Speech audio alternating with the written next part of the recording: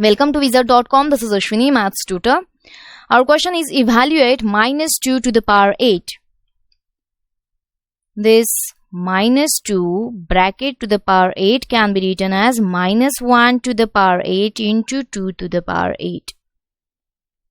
This minus 1 to the even power is always a positive, that is minus 1 to the power 8 is 1, and this 2 to the power 8 as it's minus 1 to the power m is 1 if m is even. So here it is 2 to the power 8.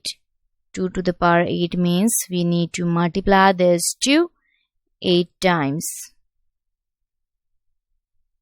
And this multiplication is 256. Hence,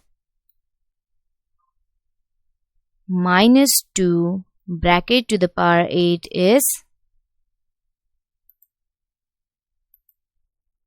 256. That is, our answer is 256, and from available options we have option C as 256.